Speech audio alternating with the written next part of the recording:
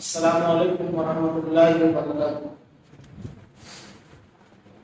الحمد للہ رب العالمین والصلاة والسلام علی سید الانبیاء والمرسلین وعلی آلہ واصحابہ اجمعین ومن تبعهم بإحسان إلی یوم الدین، اما بعد۔ قال اللہ تبارک وتعالی فی القرآن المجید والفرقان الحمید: انا انزلناه فی لیلۃ القدر وما أدراك ما ليلة القدر ليلة القدر خير من ألف شهر تنزل الملائكة والروح فيها بإذن ربهم من كل أمر سلام هي حتى مطلع الفجر۔ وقال النبي صلى الله عليه وسلم: تحروا ليلة القدر في الأشهر الأواخر من رمضان۔ محترم سامعین، 20 رمضان مکمل ہو چکے ہیں۔ آج 21ویں رمضان کی رات شروع ہو چکی ہے اور آج یہ شب قدر کی پہلی رات ہے۔ جیسا کہ حدیث کے اندر بتلایا گیا ہے کہ آخری عشرے کی 5 راتیں ہیں، 21ویں، 23ویں، 25ویں، 27ویں اور 29ویں۔ یہ راتیں جو ہیں یہ شب قدر والی راتیں ہیں۔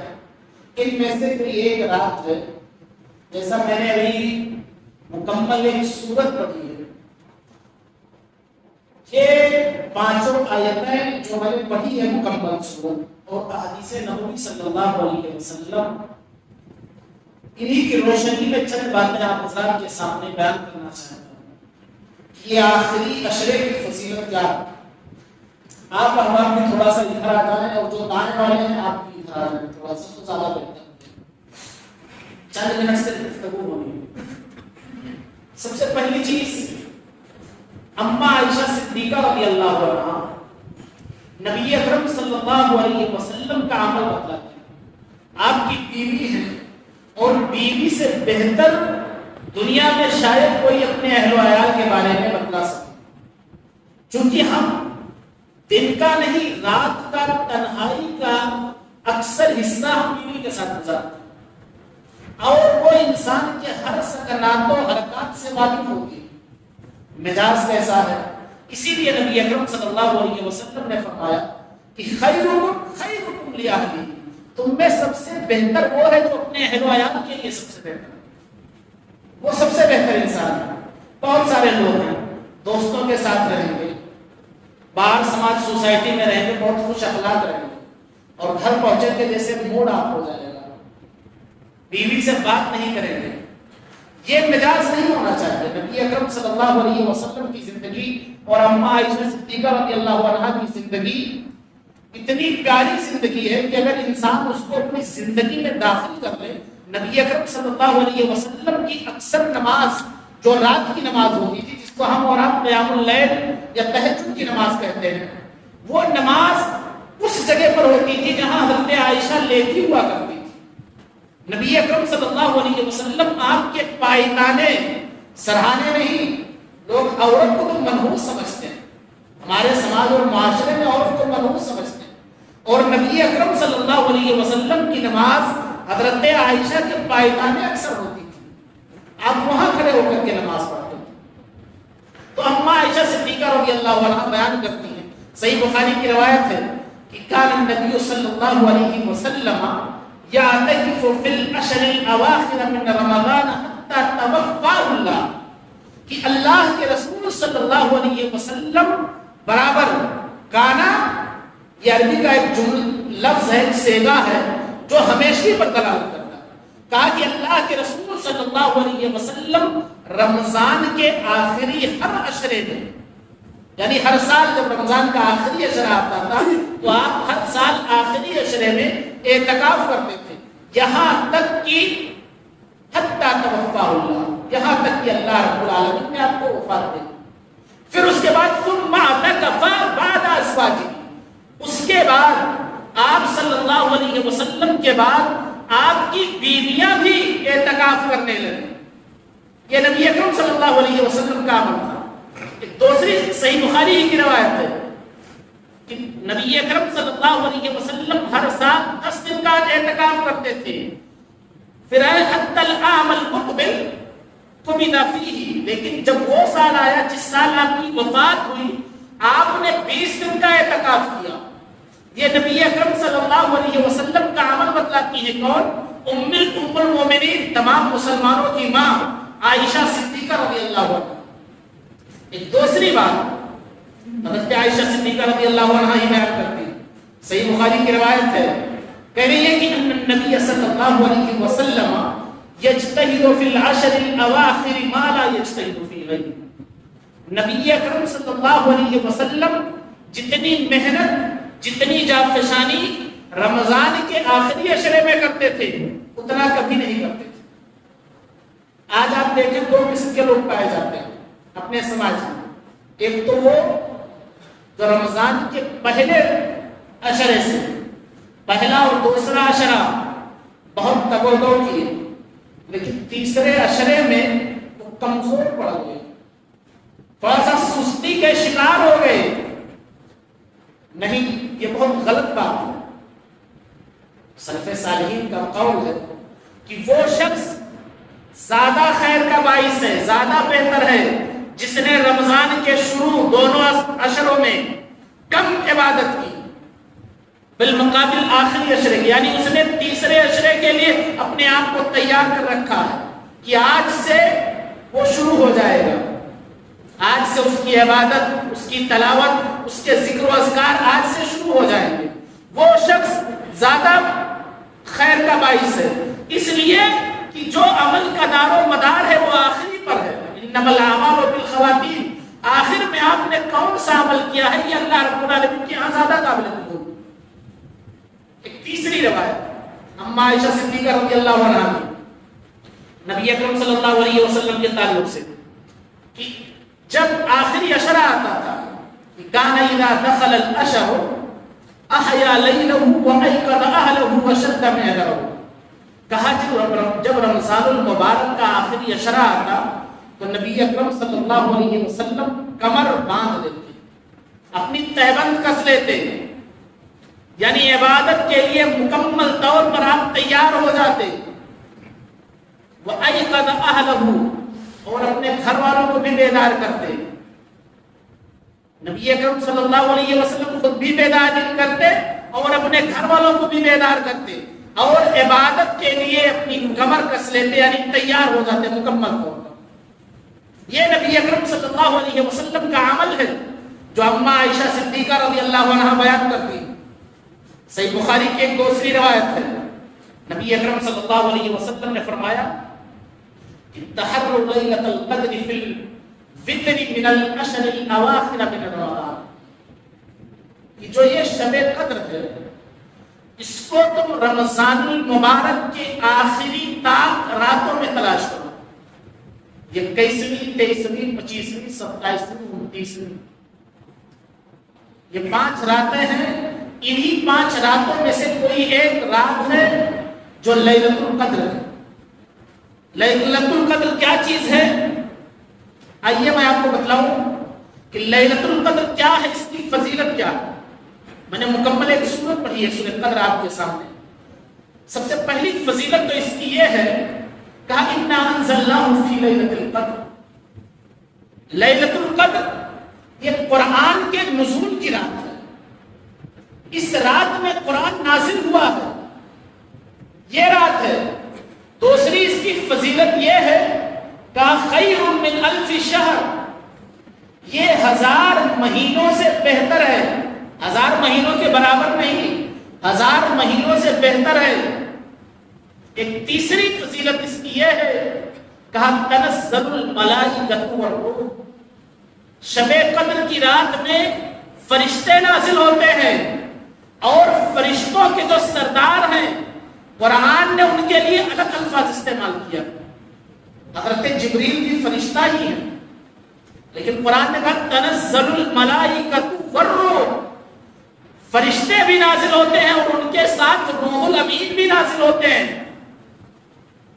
سنن کی کچھ روایتیں ہیں جن میں یہ ہے کہ جب شب قدر کی رات ہوتی تو حضرت جبریل دنیا پر نزول کرتے ہیں، ان کو اللہ رب العالمین نے 600 پر عطا کیے ہیں، ان میں سے وہ صرف 2 پروں کو کھولتے ہیں اور پوری دنیا پر وہ 2 پر چھا جاتے ہیں اور فرشتے ان کے پروں پر بیٹھے رہتے ہیں۔ مومن بندہ جب بھی کوئی دعا کرتا ہے تو وہ مومن کی دعاؤں پر آمین کہتے ہیں۔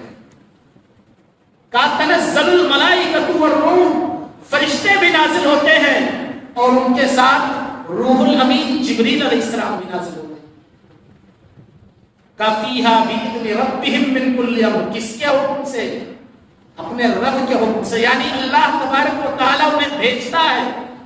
کا سلام ہی حتی مطلع الفجر، یہ رات کوئی 1 گھنٹے کی رات نہیں ہے، جب شب قدر کی رات کوئی 1-2 گھنٹے یا 1 سال کی رات نہیں ہے، جیسے جمعہ کے دن کے تعلق سے ہے کہ جمعہ کے دن ایک ایسی گھڑی ہے اس وقت جو دعا کی جائے وہ دعا قبول ہو جاتی ہے۔ شب قدر کی پوری رات جب تک کہ فجر طلوع نہ ہو جائے، یعنی فجر کا وقت نہ ہو جائے، تب تک یہ رات رہتی ہے۔ یہ اس رات کی فضیلت ہے۔ اور صرف یہی نہیں، اس رات میں جو شخص قیام اللیل کرتا ہے، صحیح بخاری کی روایت ہے، من قام لیلۃ القدر ایمانا واحتسابا غفر له ما تقدم من ذنبه، جس شخص نے امام کے ساتھ نماز پڑھی، جس شخص نے امام کے ساتھ نماز پڑھی لیلۃ القدر کی راتوں میں، اس شخص کے پچھلے تمام گناہ معاف ہو جاتے ہیں۔ یہ شب قدر کی رات ہے۔ اور صرف یہی نہیں، آئیے میں آپ کو بتلاؤں، تقدیر کی بہت ساری قسمیں ہیں۔ ایک تقدیر کی قسم وہ ہے جو انسان کی پیدائش سے پہلے لکھی جاتی ہے، انسان نیک بخت ہے یا بدبخت ہے۔ اور اسی طرح سے تقدیر کی جو اور قسم ہے اس کو تقدیر ازلی یا ابدی کہتے ہیں۔ ایک تقدیر سنوی ہے کہ سال بھر کے لیے لکھ دیا جاتا ہے، وہ شب قدر کی رات ہوتی ہے، جس کے بارے میں اللہ تبارک و تعالیٰ نے کہا فیہا یفرق کل امر حکیم، سال بھر میں تمہارے ساتھ کیا ہونے والا ہے، کون کون سے بڑے معاملات تمہارے ساتھ ہونے والے ہیں، ان پورے سال کا تجزیہ اس شب قدر کی رات میں کیا جاتا ہے۔ ہم میں سے کون ایسا شخص ہے جو یہ نہیں چاہتا ہے کہ 2022 کا سال ہمارے لیے سب سے بہتر گزرے؟ اگر ہم یہ چاہتے ہیں کہ 2022 کا سال ہمارے لیے سب سے بہتر گزرے تو ان 5 راتوں میں ہمیں بیداری کرنی ہے۔ اللہ رب العالمین سے ہمیں اپنے مستقبل کے لیے، اپنی بہتری کے لیے، اپنے وطن کی حفاظت کے لیے، وطن میں امن و سکون کے لیے ہمیں دعائیں کرنی ہر معاملے پر۔ مثال کے طور پر کسی کا رزلٹ آنے والا ہے، کسی کو اس سال کہیں داخلہ لینا ہے، کسی کی شادی ہونے والی ہے، کسی کے یہاں بچے کی ولادت ہونے والی ہے، سال کے اندر جتنا بھی معاملہ ہونے والا ہے یہ شب قدر کی راتوں میں طے کیا جاتا ہے۔ ایک آخری حدیث نبی اکرم صلی اللہ علیہ وسلم نے فرمایا یہ بھلائی کس کے لیے ہے، اس سے مستفید کون ہوتا ہے، اس سے محروم کون رہتا ہے؟ اللہ کے رسول صلی اللہ علیہ وسلم نے صحابہ کرام کی جماعت سے کہا ان ھذا الشہر قد حضرکم، یہ جو ماہ مبارک تم پر حاضر ہوا ہے، تم پر آیا ہے، کہا فیہ لیلۃ، اس کے اندر ایک رات ہے، خیر من الف، کہ وہ رات 1000 مہینوں سے بہتر رات ہے، من حرمھا فقد حرم الخیر کلہ، جو شخص اس کی بھلائی سے محروم رہا وہ ہر قسم کی بھلائی سے محروم رہا۔ اور اس کے بعد اللہ کے رسول صلی اللہ علیہ وسلم نے فرمایا لا یحرم الا محروم، اور اس سے کون شخص محروم، کون شخص اس سے مستفید نہیں ہو سکتا؟ جو محروم ہو، جس کے حصے میں کوئی بھلائی ہی نہ ہو، وہی شخص صرف اس رات سے مستفید نہیں ہو سکتا۔ اب آئیے ایک آخری چیز، جب ہم نے جان لیا کہ شب قدر کی یہ فضیلت ہے، شب قدر ایسی رات ہے، اور ہم کو اس میں کیا کرنا ہے؟ اس میں لوگوں کے 2 گروپ پائے جاتے ہیں۔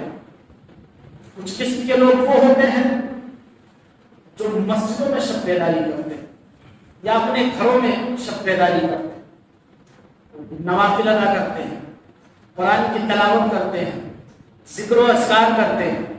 اور کچھ لوگ ایسے ہوتے ہیں ہمارے سماج اور معاشرے میں جو جاگتے تو ہیں لیکن دوستوں کے ساتھ اپنے سماج اور سوسائٹی میں کچھ احباب کے ساتھ بیٹھ کر کے کسی کی غیبت کر رہے ہیں، کسی کی چغلی کر رہے ہیں، اناپ شناپ کچھ باتیں کر رہے ہیں. سال بھر کی پلاننگ جو بیجا پلاننگ ہے وہ پلاننگ بیٹھ کر کے کر رہے ہیں، مستقبل کا ایک خاکہ تیار کر رہے ہیں. وہ لوگ اس رات سے مکمل طور پر محروم ہیں. اس رات میں ہمیں کرنا کیا ہے؟ اس رات میں کوئی 1000 وقت کی نماز نہیں پڑھنی. سب سے پہلی چیز تو ہمیں امام کے ساتھ قیام کرنا، امام کے ساتھ قیام کرنا. اس کے بعد دوسری چیز ہمیں تلاوت کرنی. تیسری چیز ہمیں نوافل ادا کرنا، اور ان نوافل کے اندر لمبے رکوع ہوں، لمبے سجود ہوں، ان سجدوں کے اندر ہم اپنی دعائیں کریں. سجدے میں انسان اللہ رب العالمین سے سب سے زیادہ قریب ہوتا ہے. اس وقت ہم دعائیں کریں، جو بھی ہماری جائز تمنائیں ہیں انشاءاللہ العظیم اللہ رب العالمین اسے پورا کرے. اسی طرح سے ذکر و اذکار کریں. بیٹھ کر کے بہت ساری دعائیں ہیں. کچھ دعائیں میں نے جمعہ کے وقت کہی تھی، جیسے والدین کے حق میں دعا کرنا، رب ارحمہما کما ربیانی صغیرا.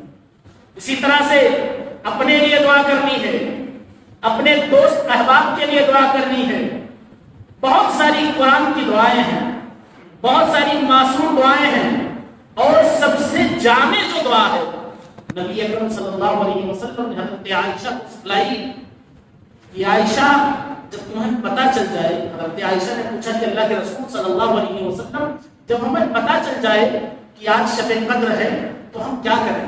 تو نبی اکرم صلی اللہ علیہ وسلم نے فرمایا تم یہ دعا کثرت سے پڑھو، اللہم انک عفو تحب العفو فاعف عنی، کہ اے اللہ تو معافی کو پسند کرنے والا ہے. اللہم انک عفو، اے اللہ تو معاف کرنے والا ہے، معافی کو پسند کرتا ہے اور تم مجھے معاف کرو. یہ دعا کثرت سے پڑھنی چاہیے. اسی طرح سے رمضان کے آخری ایام میں خصوصی طور پر صدقہ دینے کا اہتمام کرنا چاہیے. صدقۃ الفطر نہیں، نفلی صدقہ. آج کی یہ رات 83 سال 4 مہینوں کی عبادت سے بہتر ہے. جو بھی عبادت اللہ رب العالمین کے ہاں قابل قبول ہو گئی ان 5 راتوں میں. بہت سارے علماء، صحیح بخاری کی ایک شرح ہے، بڑی جامع شرح ہے فتح الباری، اس کے اندر حافظ ابن حجر اسقلانی رحمہ اللہ نے تقریباً علماء کرام کے 40 اقوال نقل کیے کہ شب قدر کی رات کون سی ہے، شب قدر کی رات کون سی. اس کی مختلف کچھ نشانیاں، کچھ علامات بتلائے گئے. کسی میں ہے کہ اس دن جب سورج نکلتا ہے اس کے دوسرے دن تو سورج میں شعاع نہیں ہوتی. کہیں ہے کہ سورج اس دن شیطان سورج کے ساتھ نہیں نکلتا ہے. کہیں ہے کہ وہ رات بڑی ٹھنڈی اور سکون والی رات ہوتی ہے. کہیں یہ ہے کہ اس اللہ کے رسول صلی اللہ علیہ وسلم نے خواب میں دیکھا کہ میں مٹی اور پانی پر سجدہ کر رہا ہوں، یعنی اس رات بارش ہوتی ہے. مختلف صورتیں، مختلف علامات بتلائے گئے. لیکن اس کے ساتھ اللہ کے رسول صلی اللہ علیہ وسلم کی جو حدیث ہے کہ اسے آخری عشرے کی تاک 5 راتوں میں تلاش کرو. تو جب سال بھر کا فیصلہ ہونا ہے، 1000 مہینے کی عبادت کا ثواب لکھا جانا ہے، تو یہ 5 راتیں کچھ بھی نہیں. 83 سال کی عبادت اگر 5 راتوں کی عبادت سے مل جائے تو کچھ بھی نہیں ہے. لہٰذا ہم کو اور آپ کو، تمام لوگوں کو ان 5 راتوں میں جو بھی طاق راتیں ہیں، یہ 21، 23، 25، 27 اور 29، ان راتوں میں ہمیں خصوصی طور پر اللہ رب العالمین سے دعا و استغفار کرنا چاہیے، تلاوت کرنی چاہیے، عبادت کرنی چاہیے، ذکر و اذکار کرنا چاہیے اور دعا کرنا چاہیے کہ اللہ رب العالمین تو ہماری عبادتوں کو قبول فرما. الہ العالمین ہماری مغفرت فرما، الہ العالمین ہمارے گناہوں کی بخشش عطا فرما ہمیں، الہ العالمین جو ہم میں راہ ہدایت سے بھٹکے ہوئے ہیں انہیں صوم و صلاۃ کا پابند بنا۔ آمین وآخر دعوانا الحمد للہ رب العالمین، والسلام علیکم ورحمۃ اللہ وبرکاتہ۔